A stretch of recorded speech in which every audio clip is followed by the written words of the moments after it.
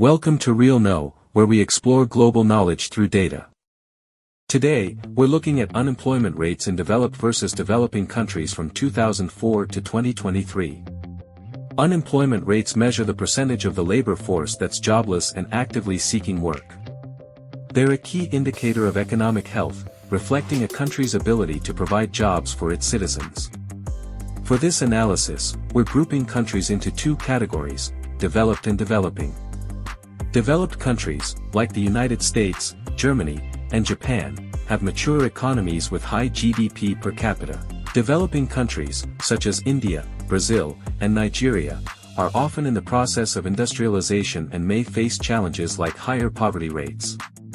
In this video, we'll watch a bar chart race that shows how unemployment rates have changed in these two groups over the past 2 decades.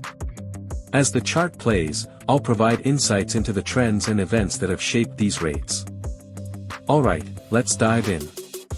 In the early 2000s, unemployment rates in developed countries were relatively stable, hovering around 5 to 7%. Developing countries, on the other hand, showed more variation, with some rates as high as 10 to 15%. This reflects the economic instability often seen in developing nations. As we move into the late 2000s, you'll notice a significant spike in unemployment rates across both groups.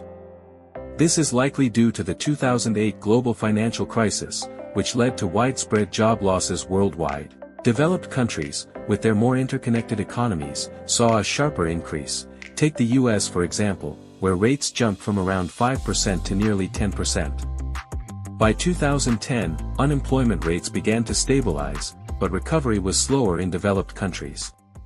Developing countries, with their diverse economic structures, showed a quicker rebound in some cases. Look at India. Its unemployment rate started to decrease faster than many developed nations. Now, fast forward to 2020, and we see another major disruption: the COVID-19 pandemic. Unemployment rates soared globally as lockdowns and economic restrictions took hold. Interestingly, some developing countries kept unemployment relatively lower, possibly due to less stringent lockdowns or different economic policies. Brazil, for instance, saw a spike but stabilized quicker than expected. Throughout this period, unemployment rates in developing countries tend to be more volatile, reflecting their less stable economic environments.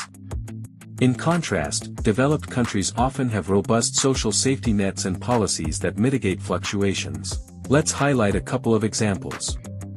Spain, a developed country, has consistently had higher unemployment rates, often above 10%, likely due to structural issues in its labor market. Meanwhile, India's rates have fluctuated, influenced by rapid population growth and economic reforms.